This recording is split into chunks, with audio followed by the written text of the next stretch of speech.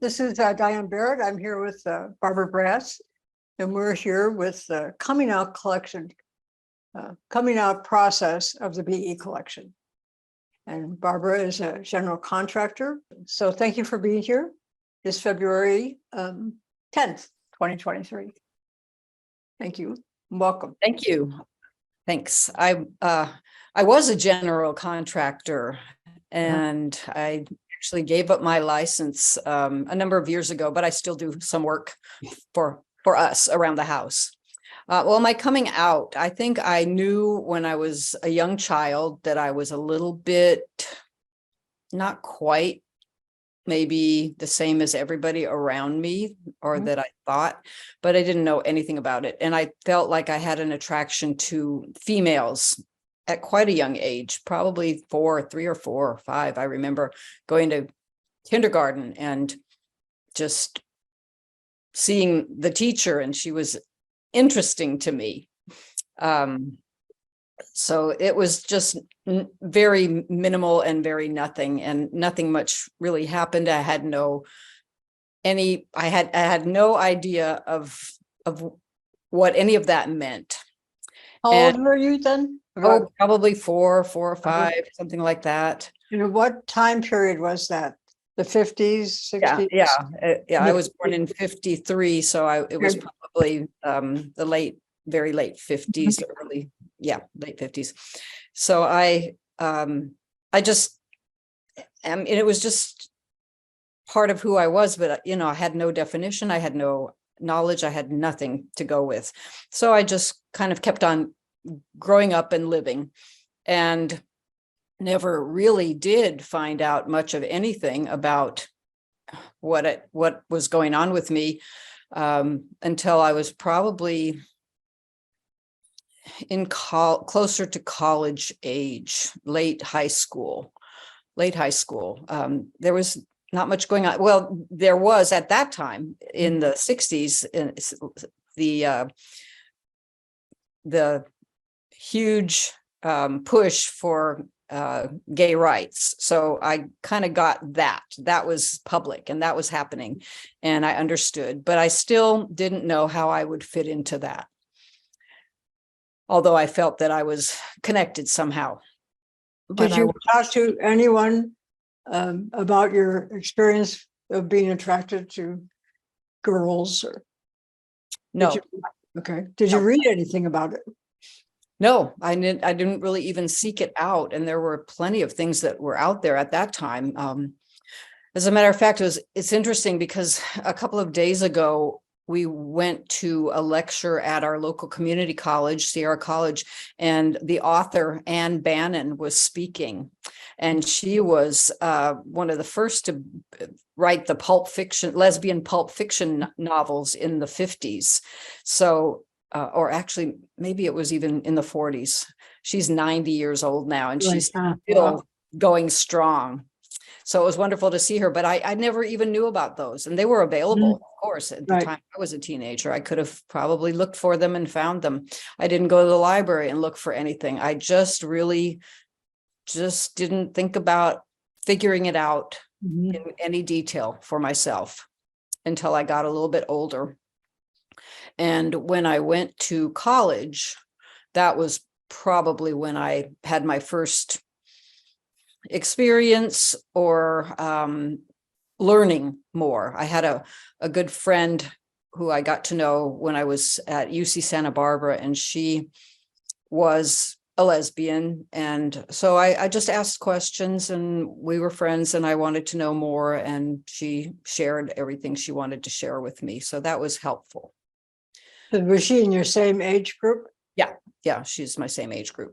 So we got to know each other through a mutual friend there. And we didn't have a romantic or any kind of sexual relationship. We were just friends, but she was a lesbian, so I got to know more from her directly. And at that time, I think there was also a gay and lesbian extracurricular group that was forming at the college. So I did go to a couple of their meetings and learned more, and just, that was really a learning process. That was what I wanted to know. I just wanted to learn more, but it wasn't the top of my list of educational aspirations. You know, I was in college, I needed to study, I needed to do that. And I needed to have other kinds of fun too. What But was your major in college? psychology. Ah, So I just kind of picked it up along the way. And I also had relationships with the men because I needed to explore that. mhm. So I wasn't 100% sure that this was who I was, like a lesbian. And I don't even remember thinking about bisexuality or learning too much about it. But anyway, it was just learning, you know, doing whatever, experimenting. Growing And up, yeah, right. just growing up. Right. And so I really did finally realize when I was about 25, I started living with a woman who I was very attracted to. We never had a relationship other than very close friends, but we lived together for 5 years as roommates and best friends, super good friends. I wanted to have a more romantic sexual relationship with her, but that didn't materialize. So I started learning more and realizing that after a couple, probably after 3 years, I thought, you know, I'm going to have to figure out what to do, because this relationship is not going to go where I want it to go, and it'll prohibit me from going where I want to go. So after we had lived together close to 5 years, my sister was living in Sacramento with her husband, and she wanted to start a food type business, some sort of a little sandwich shop. And I thought, well, I don't really want to do that type of work that much, but it was very much what I needed to do to leave that relationship, to move to another place, to start something different, and to explore my sexual orientation. And that's what I did. So I left in 1984 to go to Sacramento. And the first thing I did, well, I lived with my sister and brother-in-law for a couple of weeks until I found an apartment. And the first thing I did when I got there by myself in my own little place was to get on the phone and call or look in the phone book, you know, ancient times. Right. Look for something that I could get information. So I think I called the sex hotline or something like, I don't know what it was. It was something like that. And I said, is there any place that I could learn about women who love women in this area? And they guided me to the Lioness bookstore in Sacramento.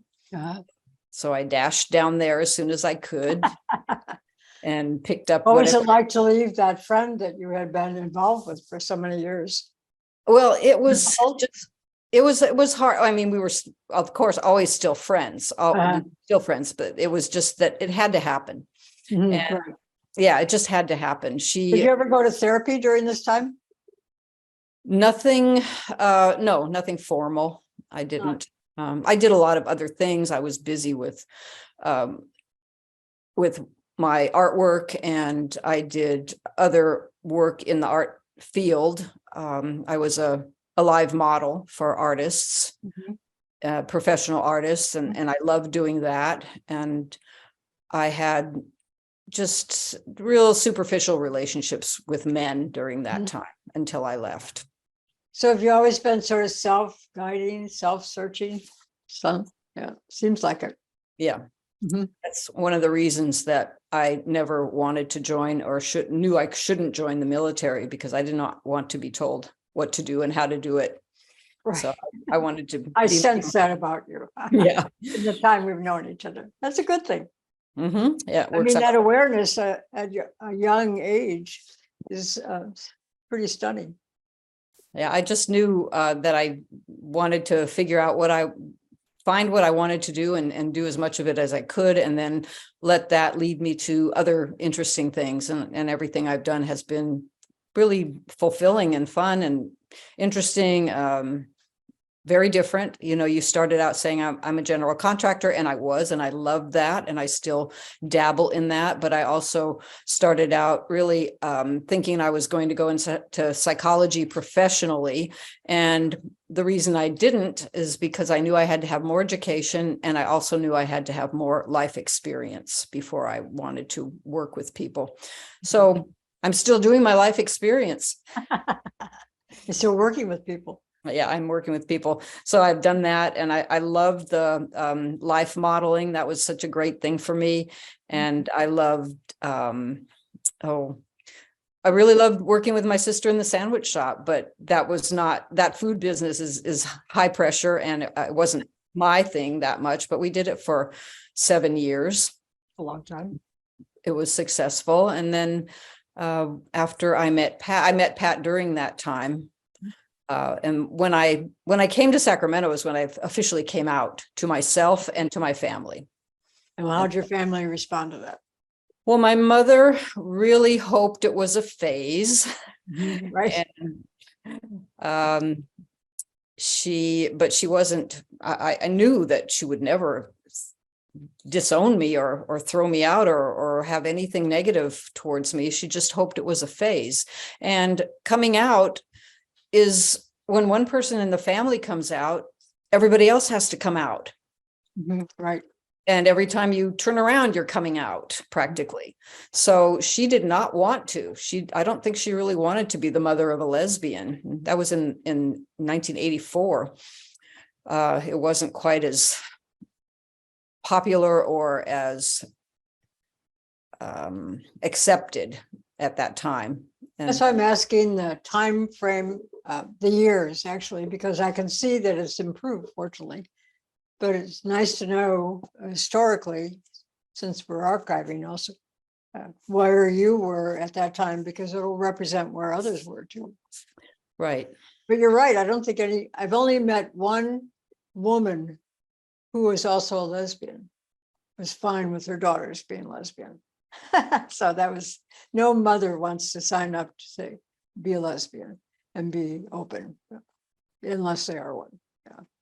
And at that time it was, it's different than now. Today, people are more, so it's still a problem for many people. There's still the religious and the right wing that make it impossible and difficult, ugly, for people to be who they are. But other than that, in general, there are much more accepting parents out there now. Right. So I was dealing with, I came out to my sister who I worked with, and I don't think she was at all surprised. She was supportive, and my other sister, very supportive. So, and probably not surprised either, but it was really good to come out to them. And that was about the extent of my coming out at the time. My father had died, so he wasn't in the picture to come out to. And I have no idea how he would have reacted. It's just impossible to know at all because he was gone. So that was unfortunate. But I know he always would have loved me and probably tried to protect me in some way that I just can't say. So it happened when I came to Sacramento. It was a perfect time in the mid 80s. Well, actually in 1984, when I came to Sacramento, 85, a couple of wonderful lesbian groups started. So one was called Sacramento Area Career Women's Network, and they wanted women to get together who were career oriented to network. I think it became much more of a social club than it was networking, but that happened too. And there were lots of events that they did. And I know one of the things we did a couple of times they rented a summer camp in the foothills, and whoever wanted to go went to that, and we just had a great time. They had get-togethers, and there was a pond there and swimming pool, and all of the fun things you do at camp, very free and open, and that was a great time we had there. Yeah. The other group they started was a group called Classic Older Women, and that one, they were looking for women about 40 and older, and I think I was looking for women about 40 and older. I said, okay. Yeah, even though I was 30. But I went to that meeting, the first meeting of that group, and that's where I met Pat. Oh, wonderful. That was a good decision. Yeah, it was. So then my carousing ended after I met Pat, and we started a relationship at that point in 1984. So that's wonderful.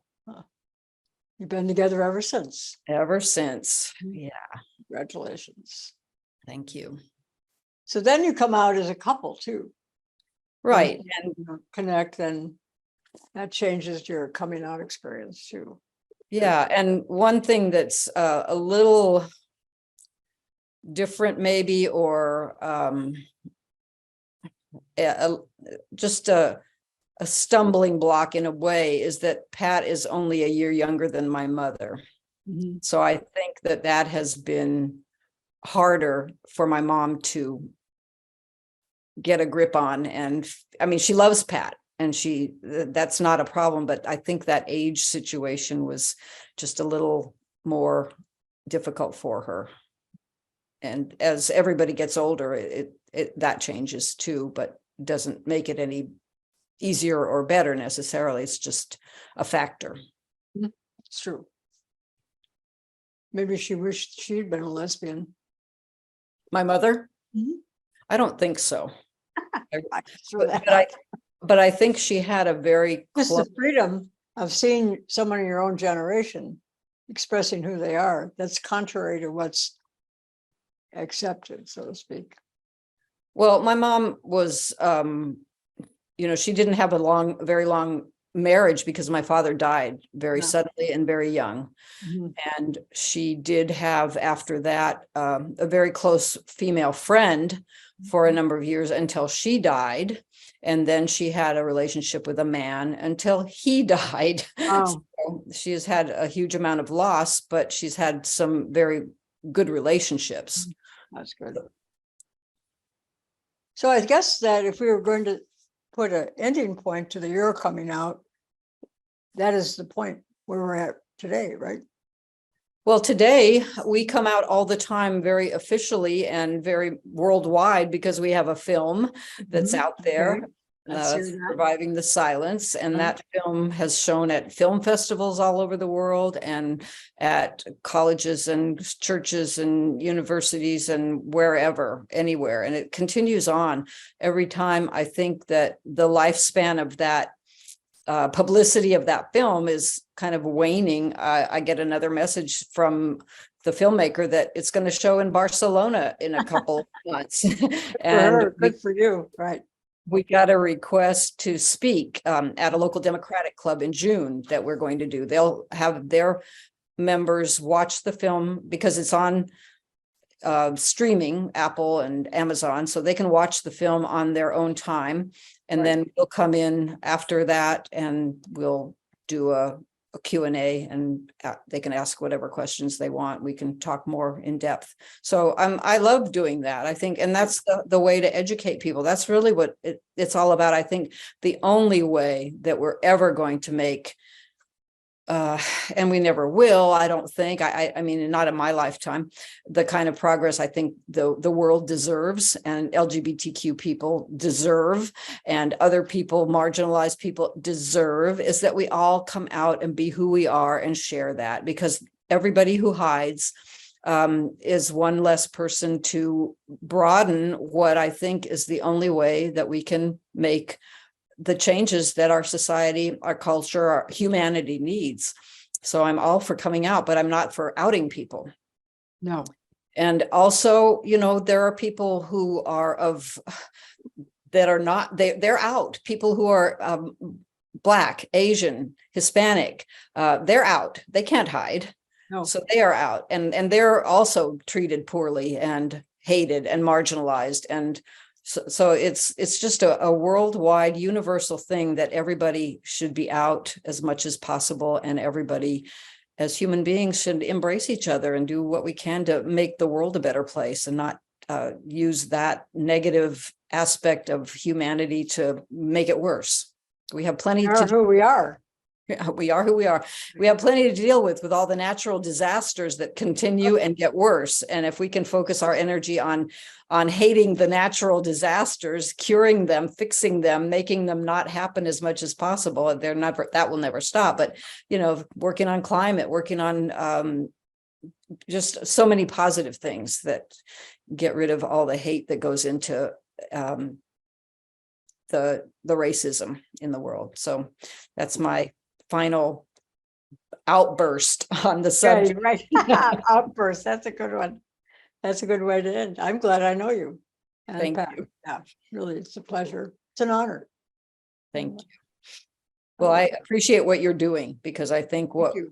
you're doing is going to be so valuable to people who are going to be able to see these interviews and realize that and see how different everybody is and what people's lives have been like, and hopefully learn from that, and maybe be able to come along and say, they had to go through that, but I don't have to.